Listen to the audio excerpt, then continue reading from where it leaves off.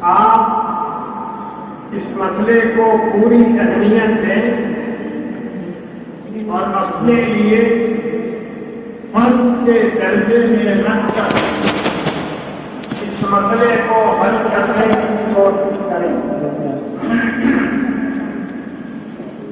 آپ شاید جانتے ہوں کہ کل سے یعنی 1 ستمبر سے 3 ستمبر تک ووٹر لسٹ کی اصلاح کی جائے گی۔ آپ کی ذمہ داری ہے کہ اصلاح کے موقع پر آپ پوری توجہ کے ساتھ اپنا نام، اپنے والد کا نام، اپنی صحیح عمر لکھوا کر ٹھیک کروا لیں۔ یہ کام 1 مہینے میں ہوگا۔ سرکاری عملہ کرے گا، الیکشن کمیشن کے حکم کے مطابق کرے گا، اور میں اچھی طرح جانتا ہوں کہ مسلم آبادیوں میں بہت سی آبادی کے اندر وہ عملہ نہیں آئے گا، وہ کام کرنے والے نہیں آئیں گے۔ آپ کی ذمہ داری ہے کہ آپ خود اور اپنے نمایاں لوگوں جو مسلمان ہوں اپنے گاؤں پنچایت کے مکھیا اور سرپنچ کے ذریعے سے اس بات کی کوشش کریں کہ ووٹر لسٹ میں آپ کا نام آ جائے صحیح۔ یہ نہ سوچیے گا ہم تو ابھی جوان ہیں، 30 سال کی عمر ہے، ابھی تو ویسے ووٹ ڈال دیتے ہیں اس لیے نام کیا دیکھیں گے۔ آج کل جوانوں کے اندر سستی کچھ زیادہ ہے، بے توجہی زیادہ ہے، اسی لیے جوتا کھانے کی صلاحیت بھی زیادہ ہے۔ یہ بھی سمجھیں، مستعدی کے ساتھ ووٹر لسٹ میں نام لکھائیں اور گاؤں محلے کے جو نوجوان یا جوان پڑھے لکھے ہیں ان کو آپ لوگ آرزو محنت کر کے لگائیے اس کام پر کہ ووٹر لسٹ میں نام صحیح لکھا جا رہا ہے یا نہیں، اس کا پورا اہتمام کیجیے۔ ذرا ایک لفظ کی بھی غلطی نہیں ہونی چاہیے۔ اور اگر آپ کو کچھ بھی شبہ ہو تو ویب سائٹ کے اوپر اپنے بارے میں تفصیل ٹائپ کی جا سکتی ہے۔ اب ہر گاؤں کے اندر ایسے نوجوان موجود ہیں جو الیکشن کمیشن کے ویب سائٹ کو کھول کر کے کسی کا بھی نام ٹائپ کر سکتے ہیں، والد کا نام ٹائپ کر سکتے ہیں، عمر لکھ سکتے ہیں، پوری ذمہ داری کے ساتھ۔ نام میں کوئی اونچ نیچ نہ ہو۔ اگر کوئی باپ دادا کے زمانے کا کاغذ چلا رہا ہے، زمین کا، بجلی بل کا، ٹیلی فون بل کا، زمین کا اگر کوئی کاغذ ہے خاص طریقے پر، تو اس کو بنیاد بنا کر اپنے نام کو ٹھیک رکھیے۔ اگر آپ کا نام الیکشن کے ووٹر لسٹ میں کلیم اللہ لکھا ہوا ہے اور زمین کے کاغذ میں کلیم احمد یا محمد کلیم لکھا ہوا ہے، تو آپ کا وہی نام زیادہ صحیح ہے جو زمین کے کاغذ میں لکھا ہوا ہے۔ اسی بنیاد پر ووٹر لسٹ میں اپنا نام لکھوائیے، جو ابھی 1 مہینے کے اندر کام کرے گا۔ محلے کے، ٹولے کے، گاؤں کے جو پڑھے لکھے سمجھدار لڑکے ہیں ان کو لگائیے اس کام کے اندر، وہ ڈھیلے نہ رہیں۔ مثلا نظام الدین لکھنا ہے، تو نظام الدین آپ میں سے جو ہندی جانتے ہیں وہ سمجھیں اس بات کو، نظام الدین ہر کی کان سے بھی لکھا جاتا ہے اور دل کی کان سے بھی لکھا جاتا ہے، یعنی نام کے پہلے بھی لکڑی لگائی جاتی ہے، بہت سے لوگ نام کے بعد لکڑی لگاتے ہیں۔ جیسا پہلے سے لکھا ہوا ہے ویسے ہی لکھیے، جو کاغذ پتر سے پہلے سے آپ کا نام ثابت ہے چاہے وہ غلط لکھا ہوا، آپ اسی نام کو پکڑیے اور اس کے انداز سے لکھوائیے۔ اگر آپ کے محلے کا پڑھا لکھا نوجوان یہ کہے کہ یہ غلط لکھا ہوا ہے، آپ کے زمین کے کاغذ میں آپ کا نام غلط لکھا ہوا ہے، تو آپ زور لگائیے کہ اگر غلط ہے تو غلط ہی غلط لکھو، اس کو صحیح کرنے کی ضرورت نہیں ہے۔ میری بات کو سمجھیے آپ کو، اگر کسی زمین کے کاغذ میں کسی بجلی بل میں 20 کام کا بجلی بل ہے آپ کے پاس، تو اگر اس پر کچھ غلط بھی لکھا ہوا ہے ووٹر لسٹ میں ویسے ہی لکھوائی، عمر صحیح کروائی، یہ نہیں کہ 55 سال کے ہیں تو ہر رہے ہیں کہاں لکھیے نا، تو پچھلا باپو جو آیا تھا اس پر 70 سال لکھے، ہنسنے کی بات نہیں ہے، ڈنڈا پڑے گا سر پر، سمجھیے آپ جیسی سرکار ہے۔ اس لیے سمجھ بوجھ کر اپنا نام ووٹر لسٹ میں لکھوائیے، والد کا نام لکھوائیے اور کوشش کیجیے کہ اس انداز میں نام لکھا جائے جس انداز سے زمین جائیداد کے کاغذ میں نام ہے۔ اسی طرح آدھار کارڈ میں بھی وہی نام ہونا چاہیے، چاہے غلط ہو تو کوئی حد کی بات ہے۔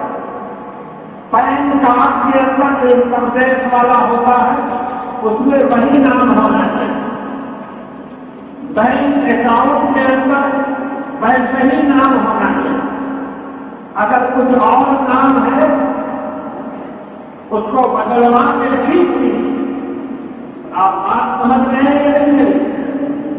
اگر غلط نام ہے تو غلط رہے گی، وہی بینک کے کاغذ میں رہے گا، وہی چیز آدھار کارڈ کے اندر بھی ہوگی، وہی چیز ووٹر لسٹ میں بھی ہوگی، وہی چیز ووٹر آئی ڈی کارڈ میں بھی ہوگی، وہی چیز پین کارڈ میں بھی ہوگی، اور جتنی پہچان کی چیزیں آپ کے پاس ہو سکتی ہیں، مثلاً آپ نے یا آپ کے والد نے کہیں سرکاری نوکری کی ہے اس کا کاغذ تو ہوگا، سرکاری کاغذ میں جس طرح نام ہے اس طرح نام ڈالیے، اور اگر سرکاری کاغذ میں اور زمین کی رجسٹری میں فرق ہو رہا ہے تو جو زمین کی رجسٹری میں نام لکھا ہوا ہے ویسے ہی نام لکھوائیے، سرکاری کاغذ کو چھوڑ دیجیے۔ ایک مثال لیجیے اچھی طرح۔ اسی طرح کسی کو کھانے پینے کا جو گیس کا کنیکشن ملتا اس کا بھی کارڈ ہوا کرتا، اس میں بھی نام ٹھیک کرائیے اپنا۔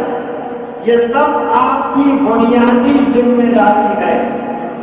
بہت سے لوگ یہ سمجھ رہے ہیں، بہت سے اچھے خاصے پڑھے لکھے لوگ جن کی ہندوستان میں حیثیت، انہوں نے مجھ سے یہ کہا کہ مولانا آپ کس چکر میں پڑے ہوئے ہیں؟ ارے اتنے بڑے ملک کے اندر یہ ہو سکتا ہے؟ ممکن نہیں۔ یہ بات انتہائی غلط ناسمجھی کی بات ہے۔ آپ کو معلوم ہونا چاہیے کہ ہر ایک صوبے کو سینٹر مرکز کی حکومت نے یہ حکم بھیجا ہے کہ آپ ڈیٹینشن سینٹر بنائیے، یعنی بڑی زمین کے اوپر تار گھیر کر کے اس کو گھیرا بنا لیجیے جس میں ہمیں اور آپ کو مسلمانوں کو بکری اور گائے کی طرح رکھا جائے۔ اگر کاغذات تیار نہیں ہوئے کو اور ڈیولپمنٹ سینٹر بنانے کے لیے مرکزی حکومت نے ہر ایک صوبے کو روپیہ پیش کیا. اب یہ سمجھنا کہ اتنے بڑے ملک میں یہ نہیں ہو سکتا ہے. جس قسم کی حکومت مرکزی حکومت موجود ہے آپ کے سامنے سب کچھ ہو سکتا ہے. حالات سے مقابلہ کے لیے آپ کو ہمت چاہیے, تدبیر چاہیے, تنظیم چاہیے.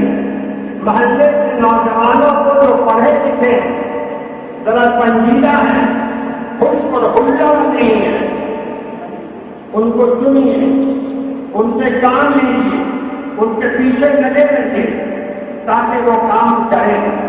میں اچھی طرح جانتا ہوں ہمارے نوجوان اکثر و بیشتر انتہائی غیر ذمہ دار ہیں. آپ کہہ دیجیے گا کہ یہاں ٹیبل کرسی لگا کے بیٹھ جاؤ, وہ جا کر کے چائے کھانے میں بیٹھ جائے. بہت عام بات. اگر بہت شریف ہے تو چائے کھانے میں بیٹھے, اگر ماشاء اللہ ہے تو تالی کھانے میں بیٹھے. بہت عام بات. اس لیے اس کے پیچھے چلنے کی ضرورت ہے. یہ نہیں کہیے گا کہ ہم کو سرکم سے کہتے تھا, سرکوبا بچے جس سے کام نہیں چلے. پکڑنا ہوگا, کام میں لگانا ہوگا. چاہیے کہ تم نے پڑھا ہے, تم یہاں کے پیدا ہو, تم اس ذمہ داری کو قبول کرو. آج صورتحال یہ ہے کہ ہر گاؤں کے اندر جو 4 BA, PhD, BCom, MA, MSc موجود ہے ہر گاؤں کے اندر, لیکن ایک بھی گاؤں والوں کا کام کرنے کے لیے تیار نہیں ہے. کہیں کہیں کرتے ہیں وہ ایسے. ان کو پابند بنانا ہوگا اس کام کے لیے, تاکہ کل سے لے کے 30 دن تک ووٹر لسٹ کے اندر جو سدھار کا کام ہونے والا ہے اس میں آپ کا پورا حصہ ہے.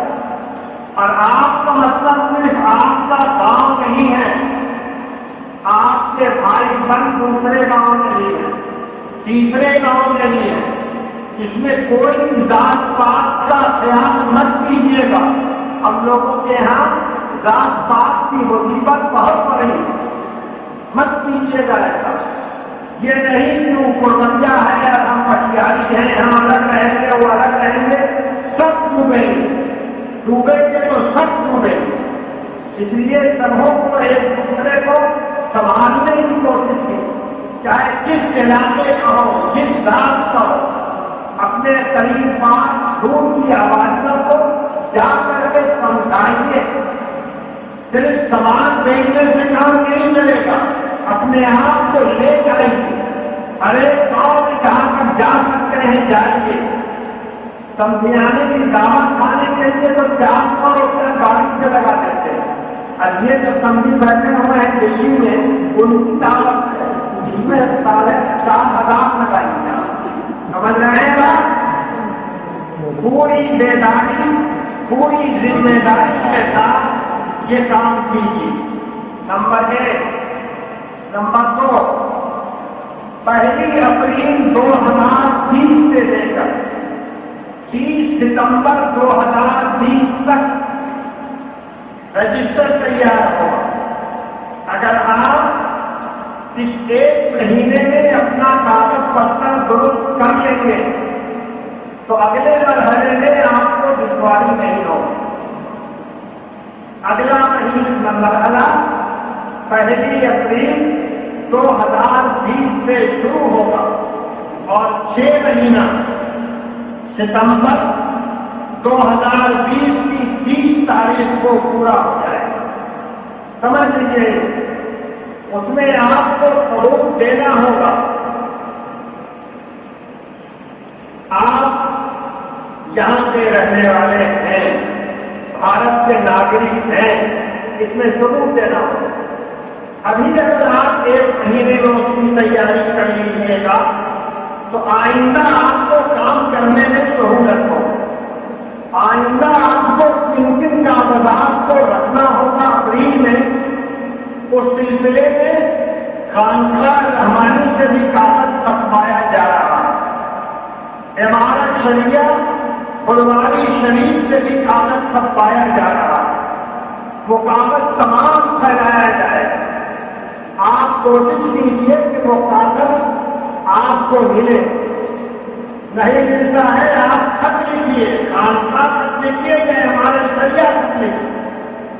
اور یہ مت کہیے گا کہ ہم نے واٹس ایپ کر دیا، واٹس ایپ تو ہم لوگ نہیں دیتے، لکھا پڑھی میں کام کیجیے، ذمہ داری کے ساتھ کام کیجیے، تب جا کے کام ہوگا۔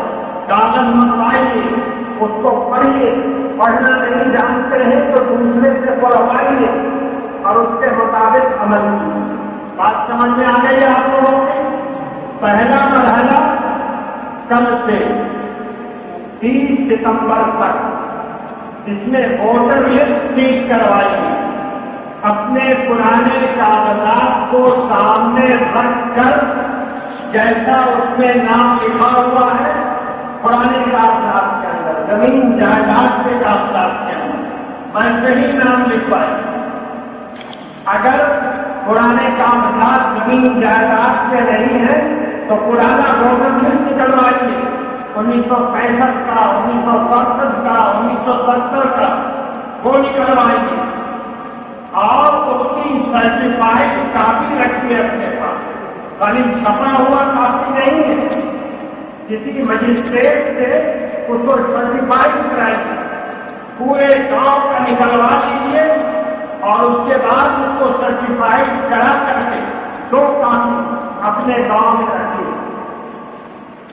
اور اس کے مطابق اپنا نام، اپنے والد کا نام لکھوائیے، صحیح عمر لکھوائیے، چاہے بوڑھا ہو چاہے جوان، کوئی ڈھیلا نہ رہے اس کے اندر۔ ہم سب پرانی ہے، 70 سال عمر ہو گیا، ہم کو کہاں لے جائے گا، ہم کو چھوڑے گا، ہم اللہ اللہ کرتے ہیں مسجد کے اندر۔ یہ سب جہالت کی بات مت کیجیے، یہ مکمل جہالت ہے۔ اگر آپ مسجد میں رہتے ہیں اچھا ہے رہیے، لیکن یہ کام آپ کا مسجد کے اندر رہنے سے زیادہ ضروری ہے، سمجھیے۔ آپ میری بات سمجھ رہے ہیں کہ نہیں؟ بوڑھے حضرات اپنے آپ کو الگ نہیں کریں اس کام سے، جوان حضرات پر ذمہ داری ڈالی، آنے والے 30 دن کے اندر یہ پہلا مرحلہ ہے جو مکمل ہو جائے۔ اس کے بعد 1 اپریل سے 30 ستمبر تک 2020 اس کے اندر پوری ذمہ داری کے ساتھ حصہ لیجیے۔ یہ نہ کہیے گا بیٹوا تو ہمارا دلی میں ہے، ہم کہاں کریں تو نہیں ہوگا۔ بیٹوا کو جب مقدر بنا کر کے ڈیٹینشن سینٹر میں کیا جائے گا تو کہیے یا 3 دستگیر، تو کوئی دستگیر والا نہیں ملے تو نہیں ایسی کرے۔ اگر بیٹا دلی میں ہے، بمبئی میں ہے، کلکتہ میں ہے، امریکہ میں ہے، دبئی میں ہے، بلوائیے اور بلوا کے اس کو ٹھیک کروائیے اس کی موجودگی کے اندر۔ ہر ایک آدمی کی موجودگی اس میں ضروری ہے۔ یہ نہیں ہے کہ کیا کہیں بچہ تو تھا کمپنیانی طرح بھیج دیا اس کو 10 دن میں۔ اب ایک بار ماشاء اللہ آپ کو باتیں ہیں، وہ 10 دن کے بجائے 40 دن میں پلاؤ کھا کے آ رہا ہے تو اس کے بعد جانا پڑے گا جیل۔ اس لیے پوری ذمہ داری کے ساتھ ابھی 30 دن کے اندر اور پھر 1 اپریل سے لے کر 30 ستمبر تک بالکل چوکنا رہیے۔ کیا کہا جا رہا ہے خانقاہ رحمانی سے، کیا کہا جا رہا ہے ہمارا شریعت سے، اس کی پابندی کیجیے۔ نہیں کیجیے گا، منمانی کیجیے گا، یاد رکھیے 30 ستمبر کے بعد وہی ڈیٹینشن سینٹر جو بنایا جا رہا ہے عارضی جیل خانہ، اس جیل خانے میں رکھا جائے۔ یہ مت کہیے گا فلانے مولانا صاحب کا بیان پڑھ کیا تھا حضرت صاحب تو بڑا اطمینان ہو گیا، کوئی اطمینان کرنے کی ضرورت نہیں۔ حضرت صاحب کا کچھ پڑھ کے بول رہے ہیں، کئی بڑے لوگوں کا بیان آ چکا ہے کہ کوئی خطرے کی بات نہیں، غلط نہیں، ڈریے نہیں، گھبرائیے نہیں، تدبیر کی انتظام کیجیے، کامیابی ملے، کوئی دشواری نہیں، گھبرا گئے، ڈر گئے، پیچھے پڑ گئے، سب نقصان ہو۔ سمجھ رہے ہیں میری بات آپ لوگ؟ اس کی پابندی کیجیے، انشاءاللہ اللہ کی مدد ساتھ رہے گی، معاملہ حل ہو جائے۔ ایک بات اور کہنی، یہ جو حالات سب آئے ہیں اور سب آتے جا رہے ہیں، آپ نے کبھی غور کیا کہ کیوں ہوا؟ نہیں غور کیا۔ اللہ کے رسول صلی اللہ علیہ وسلم نے فرمایا اعمالکم اعمالکم، اعمالکم اعمالکم، تمہارے اعمال تمہارے ذمہ دار بنا رہے ہیں، جیسے تمہارے اعمال تم پر حکومت کرنے والے ویسے ہی ہمارے آپ کے اعمال خراب ہو گئے، اس لیے غلط حکومت آ گئی۔ اس لیے بنیادی بات یہ ہے کہ جو کچھ تعلیم ہے جناب رسول اللہ صلی اللہ علیہ وسلم، اس پر عمل کیجیے، اس پر عمل کیجیے، آپس میں لڑے رہیے، محبت کے ساتھ رہیے۔ یہ سید ہے، یہ پٹھان ہے، یہ انصاری ہے، یہ منصوری ہے، یہ راہی ہے، یہ سب جواب کی علامت، یہ سب جواب کی علامت، سب مسلمان ہیں، سب مسلمان ہیں، سب کا درد ایک، سب کی ناکامی ایک، سب کی کامیابی ایک۔